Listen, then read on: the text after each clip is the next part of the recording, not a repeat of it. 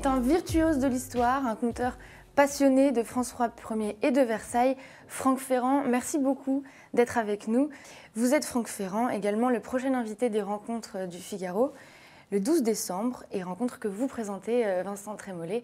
Franck Ferrand, vous êtes historien, mais plutôt que l'université ou le seul livre, vous avez choisi la radio, la télévision et maintenant le théâtre. Alors pourquoi ? J'ai commencé par les livres, vous savez, et même par beaucoup de livres. J'ai peut-être fait ce qu'il ne faut pas faire, c'est-à-dire écrire très tôt, très jeune, beaucoup de livres. J'en ai publié plus de 20 avant l'âge de 35 ou 36 ans. Et finalement, je me suis rendu compte que je manquais de lecteurs. Moi, j'étais assez content de mes livres. Les journaux disaient que c'était pas mal, notamment le Figaro disait « Oh, comme c'est bien !» Mais personne ne les lisait, ces livres. Et un jour, j'étais à côté d'Alain Decaux qui signait des dizaines et des dizaines de livres dans un salon. Et moi, j'avais rien. J'avais 2 personnes qui sont venues dans l'après-midi. Et Alain Decaux m'a dit « Vous savez, il ne faut pas que vous vous obstiniez comme ça à écrire dans le noir. Il faut que vous alliez sous les projecteurs. » Et lui m'a dit « Faites de la télévision. » Et comme moi, je préférais la radio, je me suis dit je vais aller faire de la radio pour commencer. C'est comme ça que je suis venu dans les grands médias. C'est pour trouver des lecteurs. Ça a marché d'ailleurs, puisque déjà au bout d'une saison et demie de radio, j'avais multiplié par 100 le nombre de mes lecteurs. Et puis petit à petit, vous savez, c'est un enchaînement. Vous connaissez ce métier-là. De la radio, je suis venu à la télévision. Et puis alors, comme je donnais par ailleurs beaucoup de conférences, je me suis dit que ce serait pas mal de laisser tomber la carafe, la petite table, le micro fixe, d'aller se promener sur scène, d'en faire quasiment un stand-up. Et c'est exactement ce qui se passe. C'est-à-dire que là, depuis 2 ans, j'ai franchi le pas. Je monte sur les planches et je m'amuse beaucoup directement avec le public. Alors ça, c'est un petit peu le couronnement d'un parcours qui, si on le regarde dans le détail, est un parcours erratique. Vincent Trémollet, donc ça fait déjà 2 ans que vous avez initié les rencontres du Figaro. Vous avez reçu déjà Natacha Polony, Alain Finkielkraut, Régis Debray, j'en passe. Vous voulez faire de ces rencontres un lieu riche d'enseignements qui font écho à l'actualité. Alors pourquoi est-ce que cette fois, vous avez choisi d'inviter un historien ? Je pense que vous avez eu la clé dans les 2 minutes là, de propos de Franck Ferrand. C'est-à-dire que Franck Ferrand est à la fois un intellectuel, c'est-à-dire qu'il a une réflexion sur la société, sur l'histoire, sur la transmission, mais c'est aussi une personne, moi je considère que c'est un surdoué, c'est-à-dire qu'il est capable de faire dans énormément de domaines, de mêler la qualité et l'exigence de l'érudit et en même temps le savoir-faire qui est un savoir-faire noble de la transmission et notamment de la transmission médiatique. Et donc c'est une des personnalités importantes aujourd'hui de la vie intellectuelle française. Je crois qu'il y a beaucoup de gens qui nous regardent et qui l'écoutent et qui le lisent, qui retrouvent chez lui un peu qui arrivent à étancher leur soif de culture, de savoir, de connaissance, de réflexion, de profondeur. Donc il m'a paru évident, ça faisait longtemps que nous voulions l'inviter, Salgavo. Et là, nous avons un motif qui nous a permis de le faire, qui est ce spectacle qui reprend donc au Théâtre Antoine, où Franck Ferrand montre à la fois sa connaissance inouïe de l'histoire de France, mais aussi sa capacité à la raconter, à la transmettre, sans jamais céder aux facilités, aux tics de langage. Moi, j'ai un souvenir. Nous avions fait un numéro sur Claude Monet, et Franck Ferrand nous avait reçus sur Europe 1, et il y avait ce tableau Terrasse à Sainte-Adresse, et vous aviez sorti tout de go une page de Marcel Proust qui correspondait, qui ne décrivait pas, mais qui correspondait à l'atmosphère de ce tableau.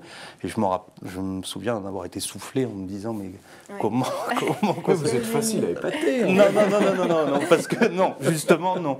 Et donc je pense que les spectateurs qui viendront nombreux, Salgavo, retrouveront celui qu'ils entendent, mais découvriront aussi une facette peut-être moins connue du personnage et de la personnalité de Franck Ferrand, qui est cette capacité à réfléchir, à conceptualiser sur la société, sur la transmission, sur l'époque dans laquelle nous vivons. On dit qu'un Français sur 2 est passionné d'histoire. Comment est-ce que vous expliquez cet engouement ? Je pense que ce que les Français, et d'une façon plus générale, les Européens aiment dans l'histoire, ce sont les histoires, d'une certaine manière. Je pense que la discipline historique, la discipline universitaire, très passionnante, et vous savez, moi j'ai fait de la méthodologie pendant quand même à très haute dose à l'école des hautes études pendant plusieurs années, donc je sais ce que c'est que l'histoire, j'allais dire quasiment de laboratoire. Cette histoire-là, elle ne passionne pas les Français, il ne faut pas le croire. Elle est une discipline parmi tant d'autres qui intéresse un certain public, mais qui n'intéresse pas les Français.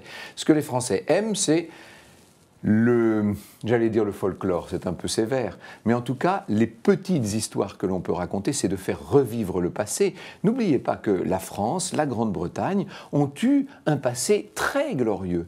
Évidemment, leur actualité est aujourd'hui moins glorieuse. Et c'est sans doute assez rassurant, assez agréable pour ces peuples-là de se replonger dans l'époque où ils dirigeaient le monde, tout simplement. Et c'est une des raisons, c'est une des clés qui font que les Français et les Anglais, tout particulièrement en Europe, ont une passion pour l'histoire. Ils aiment qu'on leur raconte les grands moments, les grands souverains, les grands événements, les révoltes, tout ce qui a fait le suc de ce qui est une sorte d'histoire de famille. Évidemment, il ne faut surtout pas lasser le public.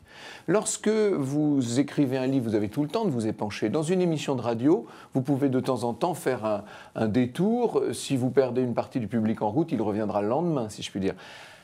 Au théâtre, il faut que 100% de ce que vous offrez soit passionnant, captivant pour le public. Il faut emporter les gens, il faut les émouvoir, les faire rire, les faire pleurer, les entraîner. C'est un exercice très exigeant. Et là, effectivement, on n'a pas le temps d'entrer dans une histoire qui durerait 3 heures. Je vous donne un exemple sur la fameuse théorie du troisième homme dans l'affaire de Dreyfus, qui a été traitée par Guillemin dans d'autres temps. Un très beau livre d'ailleurs, qui s'appelait L'énigme Esterhazy.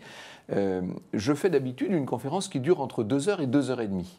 Et j'ai décidé d'intégrer ce sujet au spectacle, donc histoire, sur scène. Je ne vais pas ennuyer les gens, si je puis dire, pendant 2 heures et demie. Donc j'ai 20 minutes, j'ai même précisément 19 minutes, et il faut qu'en 19 minutes, je fasse passer à peu près la même chose.